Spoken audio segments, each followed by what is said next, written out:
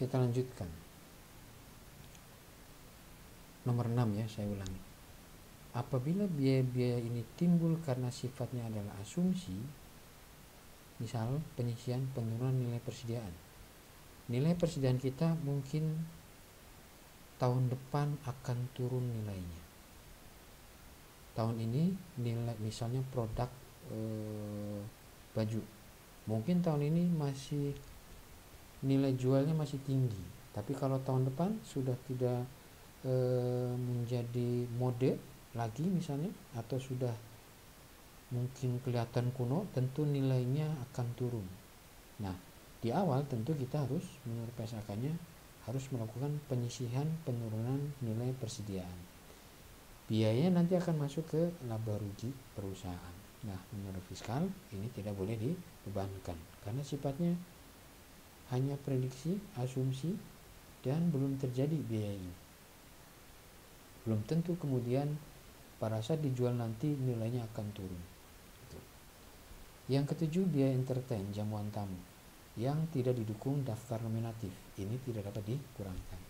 Berarti kalau didukung daftar nominatif maka boleh dikurangkan. Kemudian apa contoh biaya entertain? Misal saya mau beli produk perusahaan A, saya diundang oleh A untuk melihat produknya, contoh produknya. Saya dari luar kota, karena saya mau lihat contoh produk, hotelnya dibayarin, makan saya selama di kota tersebut dibayarin oleh perusahaan tadi. Maka buat perusahaan tadi itu adalah pengeluaran bentuknya biaya entertain atau jamuan tamu. Yang kedelapan, biaya promosi yang tidak didukung daftar nominatif. Itu tidak boleh dikurangkan. Dengan kata lain, biaya promosi yang didukung daftar nominatif itu boleh dikurangkan. Apa itu daftar nominatif?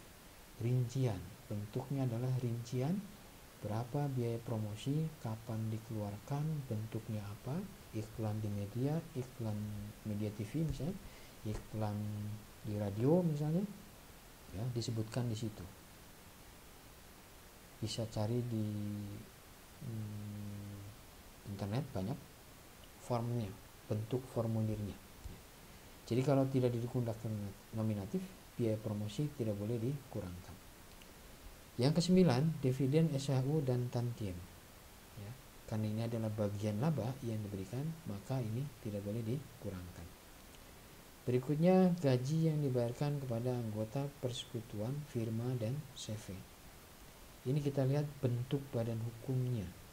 Ya, kalau gaji yang dibayarkan kepada persekutuan, firma, dan CV itu tidak boleh dikurangkan. Tapi kalau misalnya gaji yang dibayarkan kepada direktur PT, perseroan terbatas, bolehkah dikurangkan? Jawabannya boleh. Ya. Jadi gaji yang tidak boleh dikurangkan itu adalah gaji yang diberikan kepada anggota persekutuan, firma, dan CV. Itu tidak boleh dikurangkan. Kena PP 21? Iya, kena PP 21. Tetapi tidak dapat dikurangkan dari penghasilan bruto. Berikutnya, biaya yang melebihi kewajaran yang dibayarkan sebagai imbalan untuk pemegang saham atau pihak lain yang mempunyai hubungan istimewa.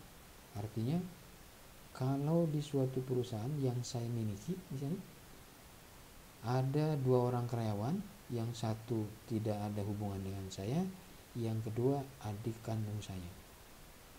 Dua-duanya levelnya sama, background pendidikan sama, ya. Tapi kalau adik saya gaji 10 juta, kalau yang bukan adik saya itu saya gaji 5 juta. Maka ini masuk ke dalam kriteria yang ini, biaya yang melebihi kewajaran, yang dibayarkan sebagai imbalan untuk pihak lain yang memiliki hubungan istimewa dengan saya. Ya, artinya ada ikatan keluarga saudara, itu hubungan istimewa.